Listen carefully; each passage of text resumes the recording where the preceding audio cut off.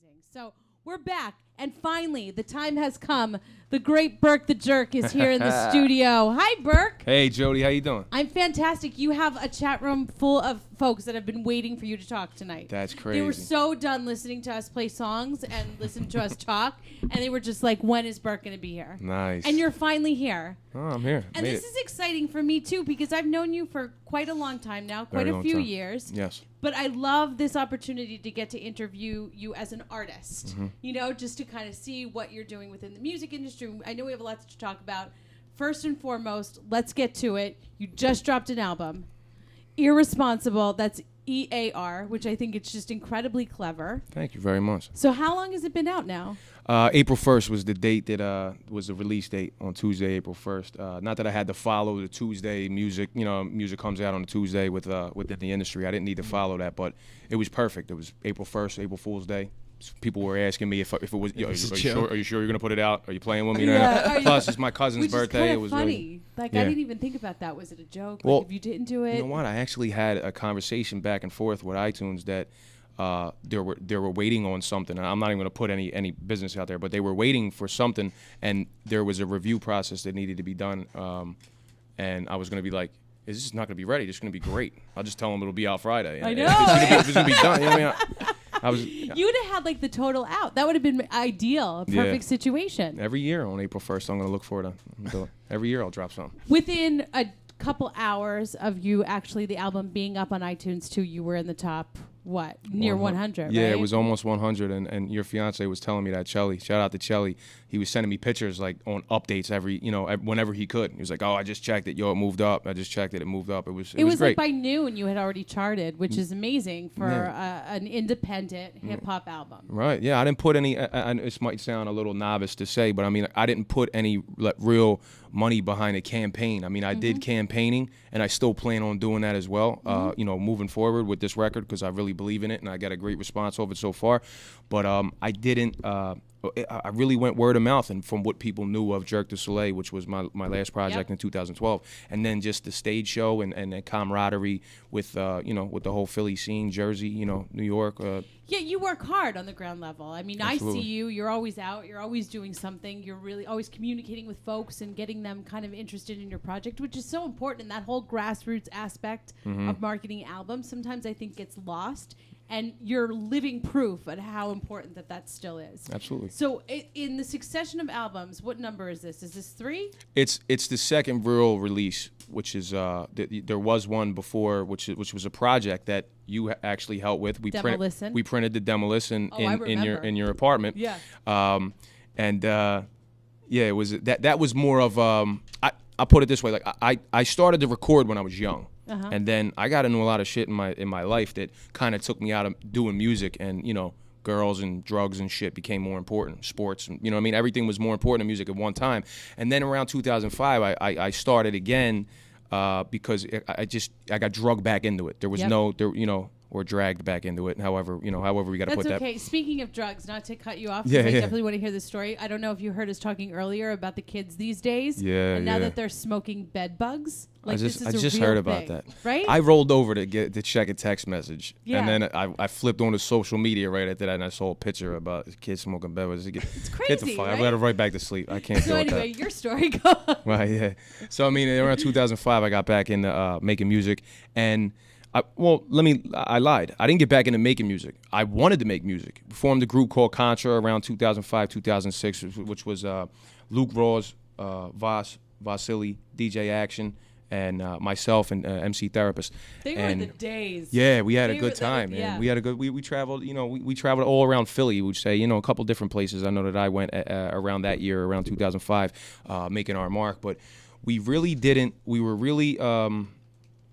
I don't want to say self-righteous, but we made so much static and noise with our live show that we just thought things were going to come to us at that point. We were just like, wow, people love us. People love what we do. And, we were just from rocking open mics to being able to get, put on shows and just make a name from the ground up was really cool. You know what I mean? And we went from doing that to not really doing what we should have done and progressed and do the things we should have done. I mean, not that it was terribly long ago, but it was enough years have passed that the way I think people approached marketing their music was a little bit different back then too. Yeah, I mean, you had a MySpace page. That's what people did. I know, that was right? like their main when you got in somebody's top 8, that was familiar. You know what I mean? It was famous. Yeah, you know, now no one even knows what that is anymore. I know, it was a different time. Then you had to extend the top 8 when you knew too many people. You know. When they finally got to like 32, it was like a relief. Yeah. It was like, do you do family? Do you do friends? Like, how do you manage this? I know. But also, I feel like at that time within the Philadelphia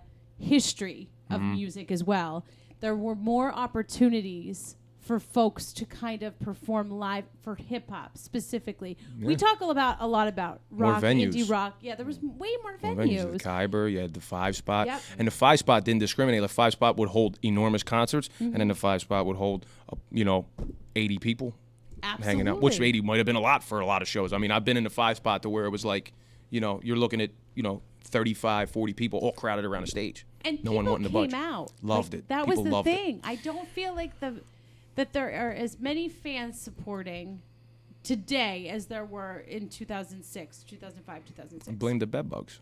It's probably the bed bugs. That's what I think. It absolutely I think it was more underground then when people were smoking it, and now it's just come to light. How old were you when you started music? Wow. When I started loving music, I can't even remember. When I started to try to make music, it's another thing. I can't really even remember when it comes to what age I was. I remember recording rap music, and I'm going to say around 16, 15, maybe. Was it always hip-hop that you were into? No, actually, I played instruments. My father tried to get me out of trouble when I was in about 5th grade, and I learned the clarinet in about a month. Look at that. I mean, this literally. Is a Burke the Jurke fact I did not know. Yeah, absolutely. Awesome. I know I played the saxophone as well. Yeah, I did. Wow. And my father used to kick the shit out of me and my brother, and he learned that he got my brother. He's like, you got to get into an activity. We boxed. We played every sport you could imagine when we were kids, and we still found a way to get in trouble. So he's like, we're occupying your time. That's it, motherfucker. You know what I mean? That's it. Like, so it was either and then bad, and still getting bad grades and everything. My father was tough on us, so still getting bad grades and stuff like that, and having to, my parents were divorced, so having to, meet up with them and wait to get a beating when you got your report card day was the worst day ever. It was just like, here we go. No, wait for my father to get out of work. He'll get done around 4 o'clock. You were born He'll and raised come here in to South kick my Philly? ass. Yeah, absolutely. I was 8th and Rittner was my first home, right on, not on the corner of 8th and Rittner, it was on 8th Street. Then I moved to 9th and Morris. Then I got kicked out and moved to fucking 9th and Mifflin, which is 2 blocks away. Yeah. And then, far. Exactly, yeah. I fell. Yeah. And that's where that was my new home. But my father got us into just about everything, and one of the, he really dedicated. Me and my brother were so good at music. We love music. He showed us his music. My mother showed us their music. My grandmother showed us Dean Martin. Did your dad play an instrument? My dad played around with the guitar. Okay. We thought he was the best ever, but he really just played some chords and sang some stuff. And he'll criticize himself till this day. You know what I'm saying? That he wasn't good, and we thought he was the best. But like I said, around 5th grade. First song I learned how to play, they just gave me a book and they gave me the clarinet, and I had like a teacher there, and I was like I didn't know what to do. I was like a ghost. Did you choose the clarinet? I did not. My father just gave it to me, and I was it. He said, it. "You're gonna play something." So he said, "You pick something, or I'm gonna pick something." And I was like, he's gonna stick me with the tuba. I swear to God, he's gonna make me like I didn't know. I thought this was gonna be bad on my reputation. So or like the cymbal. Yeah, the tambourine. Yeah. So he just. He recommended the clarinet, which a recommendation from my father was a law, you know what I mean? And he was just like, you got this is what you're doing. So I said, all right. So I started out with the recorder for the first day. Anybody knows a recorder. It's just a little flute looking thing, but you play straight. And then he bought me a clarinet. I got the clarinet. First song I ever played was "Can You Feel the Love Tonight" by Elton John, the Lion King song. Yeah, I'm pretty sure it was in the Lion King, wasn't it? Can You Feel the Love? It was, yeah. So I played that. I'll never forget the way I was taught the rhythm and the way I was taught to remember how the song went, because I was such a novice. But they realized that I just, for some reason, it made sense to me. Right. I was like an autistic child that could do something very, very, very well. Like I was, you know what I'm saying? Wow, so random, clarinet. Like, right, of all the things, I never would have expected that. Right, absolutely. So they sat me down to play, and then I started playing, and they were just like, okay, he understands. This makes sense to this kid. I don't know how it makes sense to him, but it makes sense to him. So I'll never forget, my music teacher said, her name was Miss Kerber, and she was like, she sang it like, "Can You Feel the Love Tonight?" In the beginning, it's like, lemonade and hot dogs. And I was like, what? That's how she got me to remember the rhythm, because she knew I couldn't read music. Wow. So she put it into terms that you would get. Yeah, so I would play this thing, lemonade and hot dogs. And nobody really knows how hard of a song Star Spangled Banner is to play. But like about a month or two after I started playing the clarinet, I played the Star Spangled Banner, which is a very intricate song to play, tough. Especially, and I did it as a solo to open up a concert in my library, like the first couple months. It was very weird.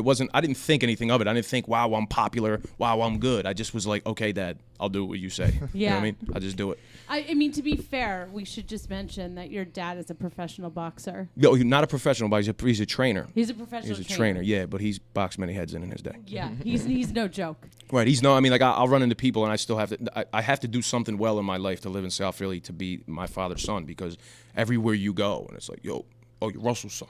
Yeah. He's a good fighter. He's a real good fighter. I'm telling you. Everybody, everywhere I run into, you know what I mean? And it doesn't matter. As soon as they find out my name, my last name, they know. You know, especially if you're, from South Philly. Mike Guy said that he would pay $20 to see you play the clarinet.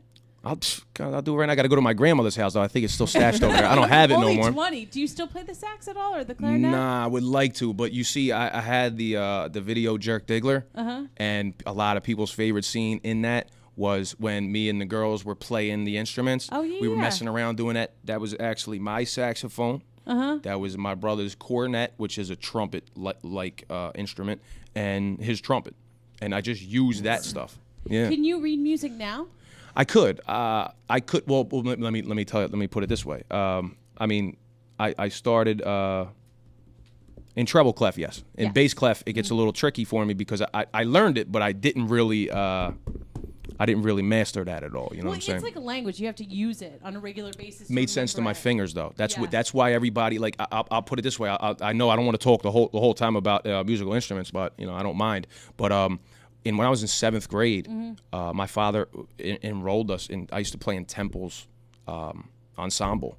With the woodwind section. I was a clarinetist in Temple at 7th grade. Can we find YouTube videos of this? Probably not YouTube, but I guarantee my father's got something on video. We're going to need to talk to him. Yeah. I'd like to actually say this. Yeah. I want to give everybody an opportunity to hear some of your music. Absolutely. So we're going to play something off of the new album, Irresponsible, right now. Again, you can get this on iTunes.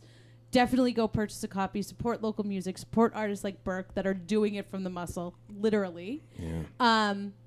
What song should we play? Because I have my favorites. I already told you. Yeah, well, if you got one in mind, I mean, you can start out with the intro. A lot of people love Depth Perception as well. You know what I mean? It's great song. And I want to talk about.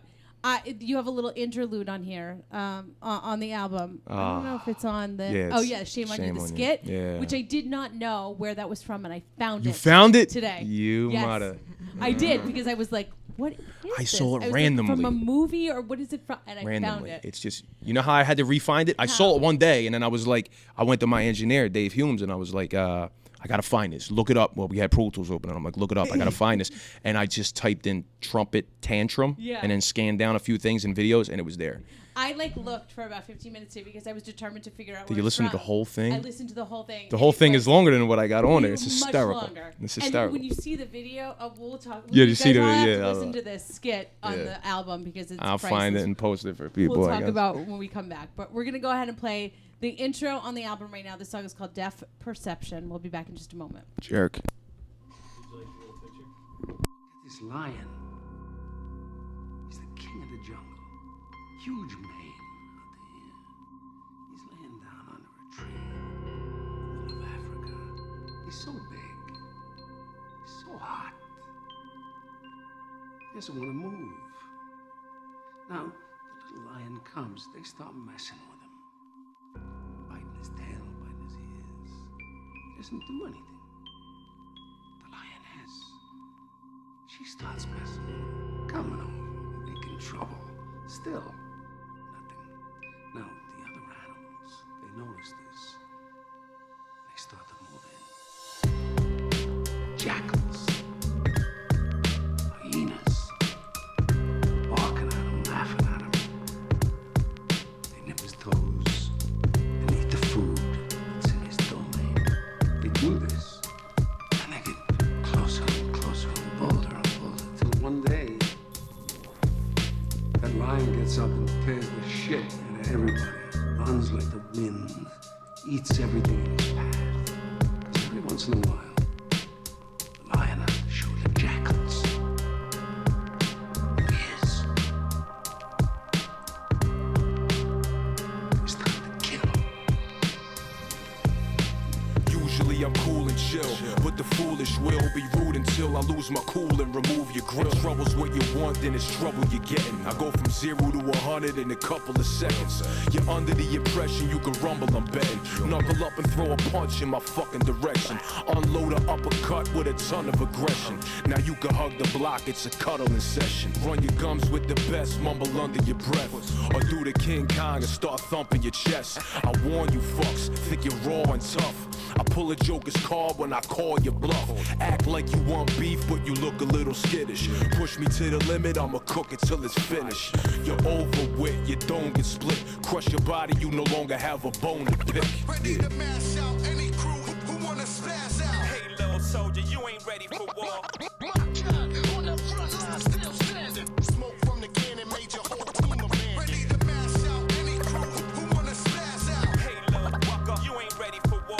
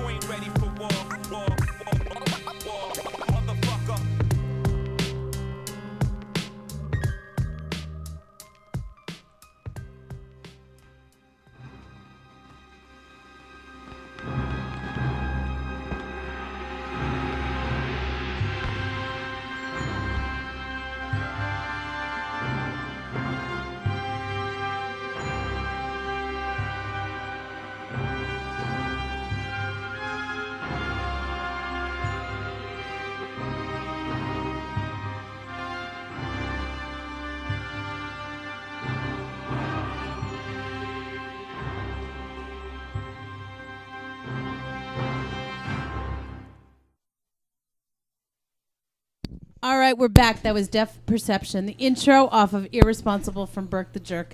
One of the things that I love about you is your creativity in titling and videos too, which we'll talk about because you have a lot of great videos out.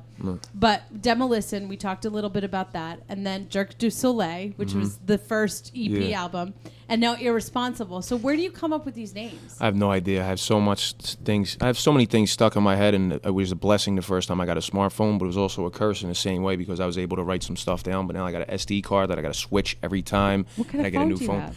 I got the Android. It's a Motorola Razr Max HD, whatever. It's like they don't even make it no more. They made it, then they discontinued it, I guess. But it's a good phone. You it's need just unlimited upgrade. space. Yes, right? exactly. So you just walk around and these ideas come and you just write them down and then they manifest themselves? Always, yeah. I mean, I've had ideas that were, like, I thought of that name a while ago, but it had to come back to me because it might have been something that I didn't write down. So it's something floating around in my brain that I gotta go in my brain with a butterfly net. You know what I mean? And like get the stuff. Yeah, kind of. Don't you wish that were real, that you could go into your dreams and like pull out, extract information? Because I always have my best ideas like right in that state between dream and like awake and sleep. I swear to God, that's the most times that I write. Matter of fact, I was talking to B. Kane from the Takeover show, and he was like, "Yo, I just thought of the best. I hopped up like 3 times before I was about to go to sleep to write a question down for the interview." And that's I have rhymes. I got to get up and like write 8 bars down because it's like stuck in my head. It's just going in my head. And it's not like you're by nature a calm person either. You're always pretty like hype and I could like, be moving around. Yeah, and, if like, there's energy to bounce off of. Yeah. I do. I feel that way. I'm gonna have a lot of energy. What is the song "Deaf Perception" about? The one that we just listened to. Nothing. It's nothing. about nothing. Come It's on. Deaf Perception. Well, I know. You write about I'm only nothing kidding. I know. Ever. Well, that if probably never happens. Yeah, Right? no, you're right. There's always some type of underlying meaning to the things that I write because I'm feeling it. I'm always it's what I feel at the moment. It's how I feel at the moment or what the production makes me feel. By the way, on Deaf Perception is DJ Ribe. He made that beat, and basically what the intro of the movie clip that's in there is Christopher Walken from Pool Hall Junkies, and he's trying to motivate the pool player. These are like, not that they're obscure references, Yeah. but they are references that require some thought. Right. That's what is always Absolutely. very interesting to me about when you pull things from. Well, that's actually one of the first times that I ever took someone else's suggestion. My boy Greasy, who I met in Reading, gave me that, like, was like, yo, you gotta watch this. Like, you gotta watch this movie. You gotta watch this movie. And we were both listening to it and looked at each other, and he's like, ugh. We both said the same thing at the same time. We just couldn't even say it. We're like, ugh, you gotta use this for your record. And I'm like, oh, I'm using that for, and we just started laughing, and then, you know, it became, that's what we centered the intro around, was that, you know what I mean? What beat would sound good as an intro, but what beat would complement that? And it sounds like they were made for each other when I laid them in. I feel like one of the things that I noticed about this album immediately when I listened to it is that the beats that you chose for this particular project are more musical. I don't know how else to put that. There's more instrumentation almost. Yeah. Like there was one song in particular, I think it was the No Respect song, where you can like Johnny hear, you know, multiple instruments within that beat. Not that your beats before weren't amazing. It's just that these sound like they have more dimension to them. Right. In this particular album. Was that intentional? I wouldn't say it was intentional. I honestly just went with the vibe. Like Johnny Cab made that beat in No Respect, and I remember the first time he played it for me. And I write a lot of the times in my head in the car. Like I'll throw the joints on a disc, and I'll drive around, and I'll get the idea of what I'm gonna write it for. The opposite happened when Johnny Cab played me this beat. He played me this beat over at his crib in his little studio space, and I felt like I was driving. It made me feel like you know, this is where I'm supposed to be right now, like because that's where I take the music, but the music took me there this time. You know what I mean? Never That's thought really about that interesting. before. But the track 3 that features Slain, White Boy Day, was produced by Ask. Now that one as well is another one that has a lot of dimensions to it, and it actually has what Ask is a genius. It actually has it could almost be offbeat if you listen to it a certain way, because there's like one part of the beat is moving a certain way. It's hard to explain, but it's like one part of the beat is almost in a different timing. That's really interesting. But You it's should a probably swing. listen to that one. Yeah, it's a swing to it. Absolutely. You have a lot of features on this album. There's a lot of people that it seems like you collaborated with. Ask, who you just mentioned on that song, is Slain. You have Reef the Lost Cause, King Magnetic, Baby Black, Fel Sweetenberg, Phase 1, Ad-Lib, Side Effect, Rich Quick, Screw Tape, Voss, Cap. I mean, there's just, the list is like pretty endless. Rusty Jokes, Blackistan, yeah. Yeah, we can name everybody, and so all different producers, right, on this album as Yeah, well? there's from, you know, from the first track, there's DJ Ribe, then there's Nomalous, who I met through Greasy, my homie Greasy as well. He lives in Reading, still haven't met him. Then Ask, and then Level 13 does 2 joints on there. Johnny Cab does 2 joints on there. Rules Record does the last song before the bonus track. And what am I forgetting? Mr. Green? Right now? Mr. Green, obviously, yeah, Mr. Green. That was the one I decided to do a video for. Yeah, no, I'm not looking at it. You guys are looking at it. I'm You trying got the to cheat let me sheet see. here, Let me you know see what I'm this saying? one real quick. here's the Yeah, I don't need I just need the names of the songs, and then I can tell you. So No Respect, Johnny Cab, DJ Ribe again, DJ. Yeah, that's everybody. Level Which one's 13. Mr. Green? Which song? Oh, Yeah. Pleasant Torment. Okay. And that's just me. It's kind of similar to Euthanasia in the way that there's nothing but bars the whole time. I just rap the whole time. There's no hook. There's no stoppage. There's no nothing. I just rap. But let's be honest, that's your strong point. Like, Yeah, you are bars. Yeah. What is what you're known for. And you have Right. that gritty, deep voice that I think sets the tone for the project as well. It's unique. You have a Right. very unique voice. Thank you I very think. much. Thank you. And it's a very... you can hear the South Philly and you can't at the same time. I don't know how else to say it. Yeah. Like you have the South Philly attitude in your voice, but I think maybe it's because I know you're from South Philly. Right, too. it's a That's probably possibility. part of it. I want to get into another song really quick, just to give some folks an opportunity to listen to more of your music. Every week here on the show, we have a question of the night too that Brian always comes up with, and then I make everybody answer. So I'm going to ask you now, so you have a moment to think about it while we're here we playing the go. song, right? Because this is actually a difficult question. I only have a part of my answer. I only gave like 2 people, but the question was, if you could put together a lineup, a band, living or dead people, who would it be? Who would your ultimate band be? To jam. To jam. To A jam. jam band. Oh, just to jam and watch. Yeah. Yeah. It's a tough one. I'll let you Wow. think about it. Okay. Should we play the ASK track featuring Slane? Absolutely, yeah. White Boy Day? Yeah, absolutely. All right, so we're going to go ahead and play this track, White Boy Day, right now, featuring Slane, again, off of Irresponsible from Burke the Jurke. This is song number 3. When we come back, we'll find out what it's all about.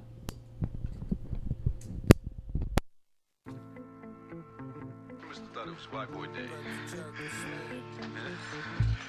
It ain't White Boy Day, is it? Oh man, it ain't White Boy Day. Crazy white boy, yeah. Why you looking at me that way? Hey. Crazy white boy, yeah. I don't like them things that you say. Yo, it may be the pain that made me insane. I'm crazy, deranged, crazy, so I'm taking the blame. I ain't changing, but I ain't staying the same. It's basically saying I'm strange, just stay in your lane. Playing the game, but hating it, then maybe you're lame. I'm raging with Satan in flames and then bathing in rain. Try taking an eighth of the haze of the brain. Lace it with cane, tying off and shooting H in your veins. See the Jake and refrain from giving them a face or a name. Interrogate me to the day I'm arraigned. Give me space when I aim, I'm just aching to drain all your blood from your body, desecrating your frames. There's no escape from my brain, you're a slave in the chains. Do me a favor, have patience when I'm raping your dame. Now your fate is arranged, there's no way to explain. I never lose, kid, the only L I take is the train. Crazy white boy, yeah. Why you looking at me that way? Hey. Crazy white boy, yeah. I don't like them things that you say.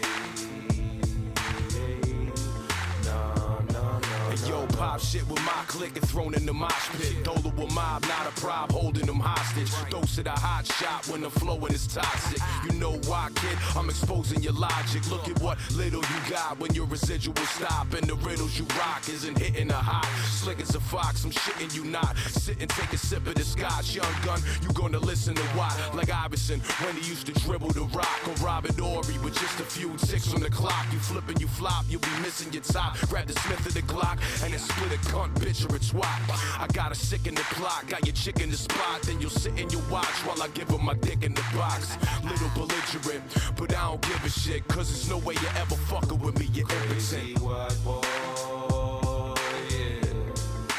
Why you looking at me that way? Hey. Crazy white boy, yeah. I don't like them things that you say. Like by the media, so fuck it, I'm greedy and I love it. Some PA on the counter, put my CD in the bucket. Smoke the weed I lit and watch the media hit Russia. You keep talking about my album like I needed it to fuck you.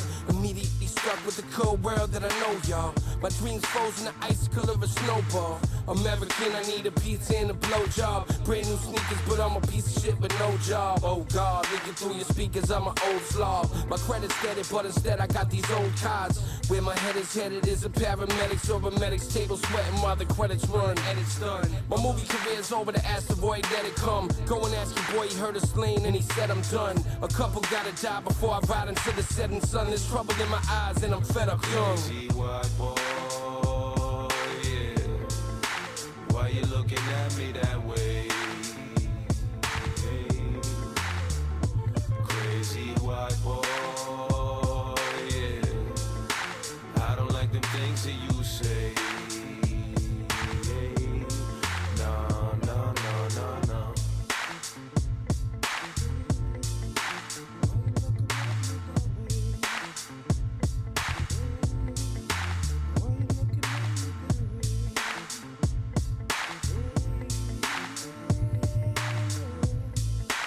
Bitch call me a white boy.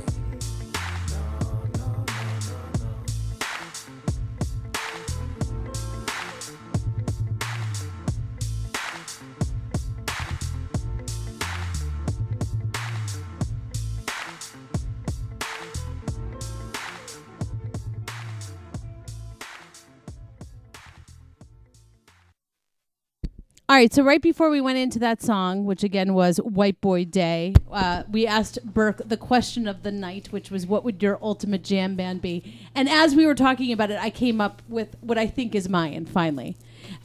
Stevie Wonder. It's about time. Yeah, Stevie Wonder, Victor Wooten. Who did I say? Crap. Phil Collins. Right. Les Claypool. And Steven Tyler. Yeah. That You had today. an hour to think about I this know. question. It's not I know. like I'm still like perplexed by it. But let's go to Burke. More importantly, who is it? Who's your ultimate jam band? I had a really tough time coming up with. It's funny, you're talking about, past and present, people alive and people who have passed away, and so many names ran through my head so I figured that, as to start with the drummer, I figured it would either be between Tommy Lee or Red Hot Chili Peppers drummer that looks like Will Ferrell. I can't remember his name, but I met him in real life, and we just talked about this during a break. Yeah, Awesome choices. yeah. For lead guitarist, I would say it would be between Slash and Keith Richards. Damn it. I'm sorry, I said lead vocals. I'm saying lead guitarist. Did I say know what vocals? you meant, yeah. Yeah. All right. So my vocalists, which would be in and out, would probably be John Lennon, Smokey Robinson. Smokey Robinson is probably my all-time favorite musician of anything. Like it's my Pandora station that I go. It's my go-to Pandora station. Also a good choice. As we talked about Fats Domino, it was just something how he captured me. Like when I was a kid, like with Blueberry Hill and stuff like that, I was amazed with that song. I have no idea, like why it's so such a dominant choice of a song of mine that I could just dumb out to. Chuck Berry, obviously, Great one. Muddy Waters, Muddy Waters. Yeah, and Good. I mean, This is there's just a growl to hit to his the whole delivery and everything like that, and the movie that they made about what was it, whatever it was called, Cadillac Records, really even made it seem more real. Not that not that I wasn't educated on who he was before, but it just made it seem more real. It's almost like the Temptations movie. You know what I mean? Now that you're mentioning these people, I could hear that influence. Yeah, in a lot your of delivery. Really? Yeah, I mean, think about that for just the quality of your voice and your tonation. Yeah. The way that you. Well, cadence and tone. I was just Yeah. having a conversation with somebody about this today. That I will be in a studio laying vocals, and if it doesn't sound the way that I intend for it to sound, I'll do it again, and I'll do it again, and then I'll do it again. But sometimes I'll get in there. You know what I mean? I don't need to pride myself in being like a one take rapper, because Right. I don't. Rapper doesn't really mean anything. It's about making a good song. You know what I mean? I know I got bars. Like I could just kick bars all day, but how many people really want to hear just that all the time? You know what I mean? Yeah. I like to sonically make, put something together that the tone needs to be right. Needs to, I don't want to be on a beat like this when the beat's kind of calm like that. Maybe it'll call for it. You know what I mean? Some people have their shtick. Like a Ghostface is always going to be amped up. Yep. He's always going to have a higher pitch type But it's tone. exactly that. It's a shtick. Yeah, yeah, It's not. yeah. What's interesting is, did you ever think that those clarinet playing days when you were a child would be so influential to you being a rapper now? Because They are in my melodies and my harmonies when I choose to do it. When I choose to do a chorus, when I choose to do a hook, I've been in the studio with a lot of people. I might not have gotten credit for some of the things that I was in the studio for. Yeah. And at least tried to influence or help with, or maybe make a suggestion that went over very well. I mean, I'm talking about female vocalists, all kind of at any from one end of the spectrum to the other, from hardcore hip hop to female vocalist that's just trying to sing, and I would help out with anybody. I love music. It's not about, if what you're doing is good and I could tell you're going in a good direction. Yeah. I'll sit in the studio with you and I don't want to say help out. I want to make music. Yeah, it just be. And I don't need the honest. credit. Exactly. It is. It's a fun thing, Well, let's talk about the song that we just listened to a little bit. White Boy Day. Slain. Is he an artist from this area, outside this area? He's an artist from Boston. He's an incredible MC. He's in a group called La Coca Nostra, and he's also with Ill Bill, and he's also in a group called Special Teams with Jay Sean and Ed O.G. from Boston, and they're incredible. Everything he does, in my opinion, is incredible. And I met him. Officially met him when Outer Space and him dropped their record, and he came to Philly, and I was just kicking it with my boys, really. Like it was me, Space, and Jan came from Enemy Soil, and a few other people. Reef showed up with his son for a little while. You know what I mean? And we've had Reef on the show. We'd also have had Ask on the show as well. So really nice. Hopefully nice. Our listeners are good familiar company. with those two. Yeah, absolutely, And absolutely. Scrutiny. Right. So when we like met up, we did our thing. We went to they went to do like a signing and stuff like that, and we were just hanging out, and it kind of came together by we just we just hung out that day. And I didn't, you know what I mean? I wasn't mentioning, yo, I'm a rapper, yo, your shit's dope, this, that, and the other. We were just people. Yeah. And then he was around my way, around like Reading, like, you know, not far from around there. And he contacted Planetary, was like, yo, you know, get it to do Burke. I heard he lives around there, right? You know, let me holler at him. Maybe he wants to come out to the show. So he's like, you know, come in, I'll put you on a list, come in to the show. So we just went. I didn't make it to the show. I was late, but we just dumbed out that night, you know, went, had a few beers, and then we connected. And then he was like, what the fuck, man? You want to do a song with me? Like, you never asked me to do a song? And I'm like, I'm not trying to knock your fucking door down. I know that, you know, you're a sought after dude. So I was like, do what you got to, you know, do what you got to do. And it was, you know, it was great the way it came, because then he wound up making 2 appearances on the record. He's on Wolf Ticket Purchase as well. That's fantastic. Yeah. What's the song about? Wolf Ticket Purchase? No. White Boy. It's about, that's another one. Really about nothing. It's about, the lyrics come. The lyrics came to me like, send me a beat, and I wrote the hook immediately. Same thing happened with Can't Hide when Level 13 sent me the beat. I literally I was in a rental car because I crashed my old Acura. I got a new one now, but my old car crashed. I had a rental car, and I had the Level 13 beats, and I went up writing the hook immediately. Send me the beat. I was at my mother's house. I was on a laptop in my mother's house. It was like I just came from the shore from my brother's wife, my stepsister's shore house. I run back down. I go see my mother. Ass was telling me he sent me a beat. I was like, about time, dude. You know what I mean? How long I known you? I just got a beat. And then I open it up and I just jammed to it. You know what I mean? I just was messing around with it. Do you have like notebooks full of lyrics that you write? I have phones full of lyrics, and I have notebooks full of lyrics. The notebooks, I don't really know where they are, and when it comes time for me to want to get back into them, I'm going to be devastated because I don't know where they are. It's almost like I got a coin collection you can't find them? And I can't find it. I got a lot of stuff I can't find. They're just lost? Don't know where they're at. We lost them in moves, lost them maybe in my mother's house, maybe in my grandmother's house, maybe, you know, my old house, you know what I mean? I sent out a message across the social media platforms today telling folks that you were going to be on the radio show and asking them if they had questions for you. Muscles. Yeah, it went into a really long conversation about whether or not we prefer white or red muscles. Yeah. But there was some good stuff mixed in there. So one of the questions that came up was how boxing actually influences your style of music. Of music? Yeah. Does it? Combat. Just it makes combat. you angry?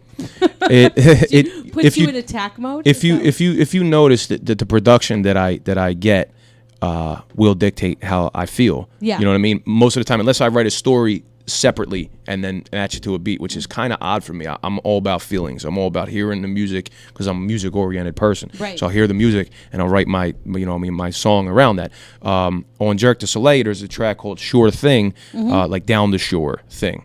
And that's all about like, you know, like kind of, you know, getting sprung down the shore. You know what I mean? Like, you know, meeting up with a girl, doing your thing, rolling around in the bed, this and that and the other, and then kind of forming a long-term relationship that doesn't kind of work. Yep. But then it does work again. I didn't know, but I mean, just like boxing, depending on the type of production that I get, if it is aggressive, and I'm coming with aggression, and it's like boxing is by far the funnest thing that I've ever done in my life. It really is. Do you still box now? I do when I can. I hit the bag when I can, and which would be what I'm doing today if I wasn't here. You know what I mean? I would be, you know, getting back. I had plans to, as far as you told us, we would have got a bag for you. Yeah, no, you could have done it in between. I got one that's not hooked up. I could put it up in here. We would have that would have actually been really awesome. I'm sure that I could have used that on numerous occasions. Yeah, because you guys are not the easiest group to get along with. I'm just putting it out there, just for the record. Another question that came in was to talk a little bit about your good and bad experiences with collaborating. Because one of the things I adore about you is that you have a very good heart, and you, like you were saying before, willing to work with other people. Yeah. Right? And I feel like people are drawn to that too, and they want to work with you because they know that you're doing it for the right reasons. Which is why you could get an artist like Slane to easily do 2 tracks with you. Right. Because he knows that you're in it for the right stuff. You're not just trying to ride on his name. Absolutely. So let's talk about some of the good experiences that you've had in collaboration. Is there anybody that you got to work with that was just like a dream for you? Yeah. When I was a cable guy, worked for a contractor company for Comcast. All I did was write songs at that point.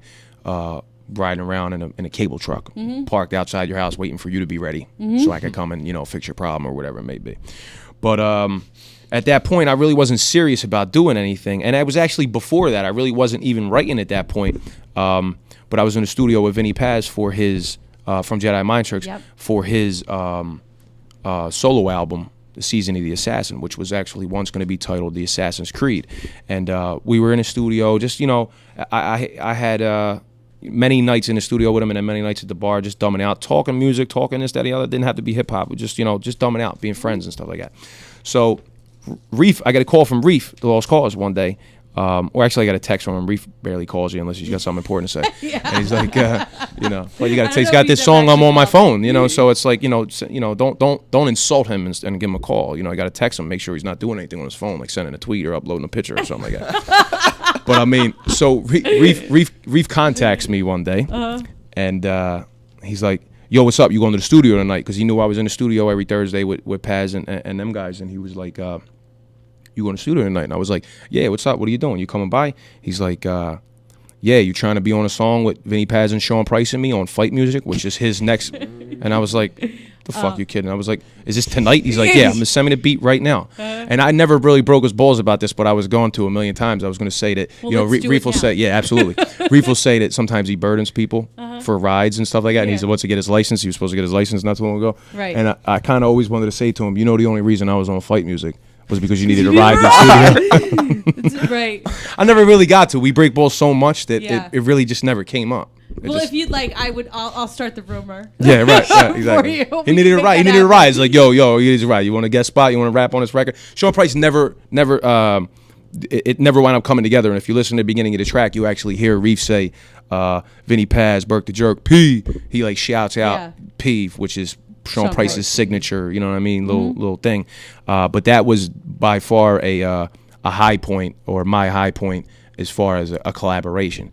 That's a pretty good collaboration. Yeah, absolutely. I mean, it would resurge actually Reef, that call, that song resurged me taking music, or my music, a little bit serious, as far as saying, because like not too long after that, the whole Jurke the Soleil album kind of came together. Like I was able to say, you know what, man, I should do this. Like I caught wreck on this song.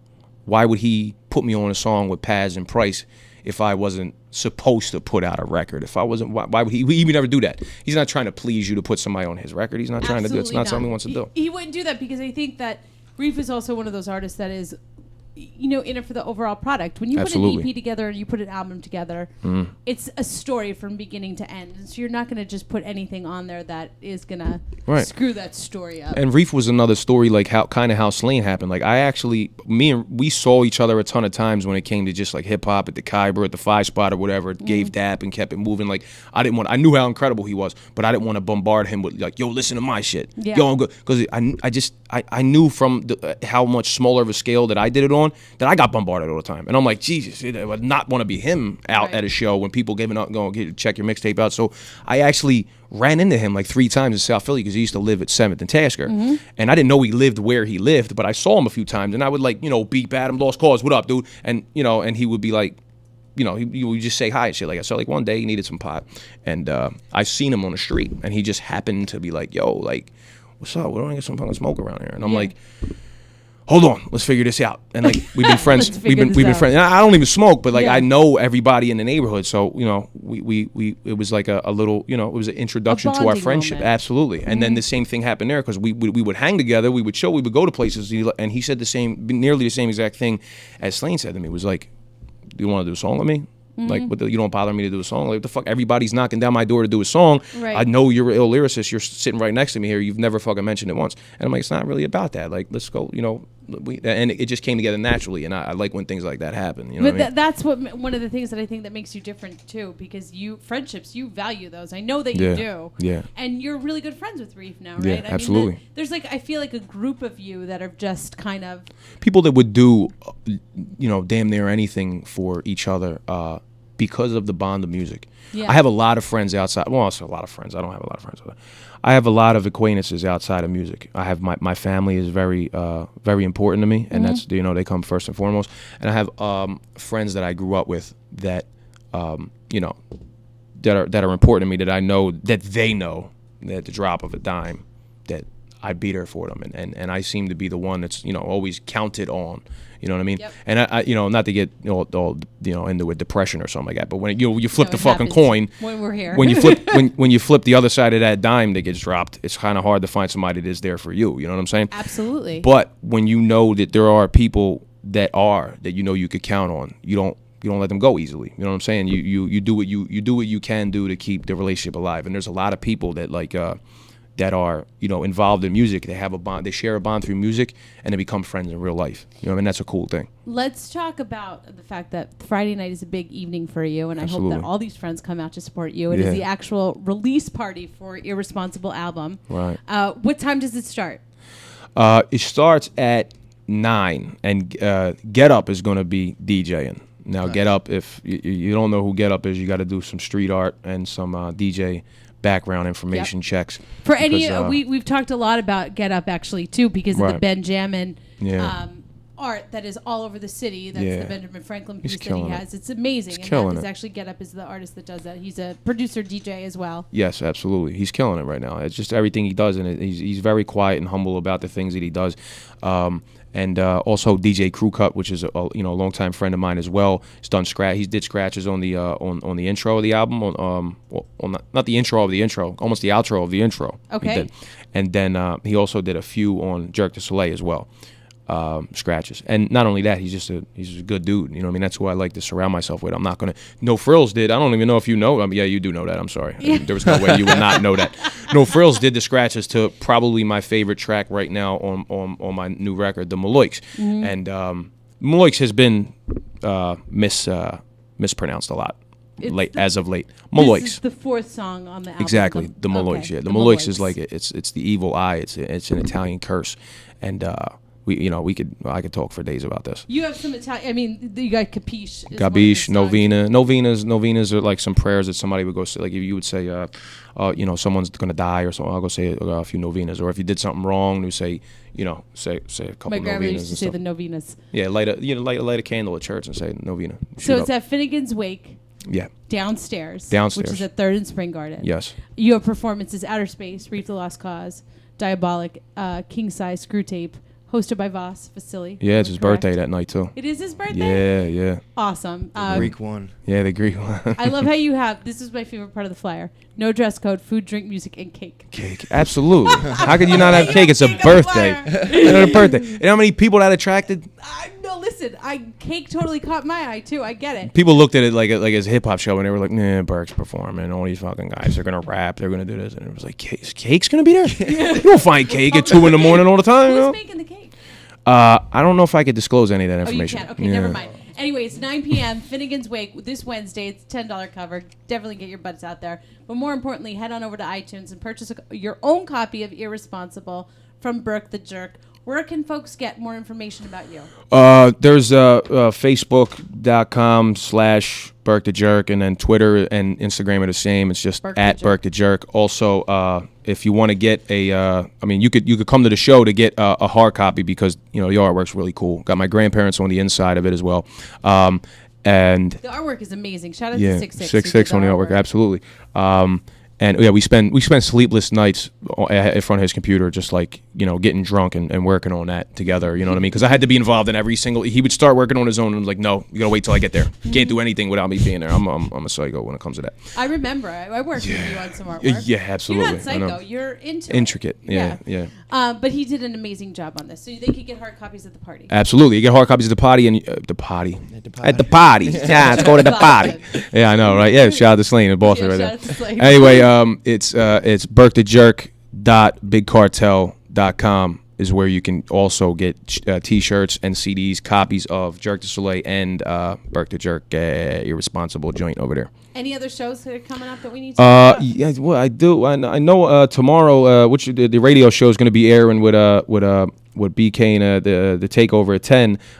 Live shows. I know I got one with Diabolic and some kind of. I don't know. It's out of town. Oh yeah, I do. Matter of fact, shout out to Shameless Plug. He orchestrated a show with Helter Skelter, which is Sean Price and Rock.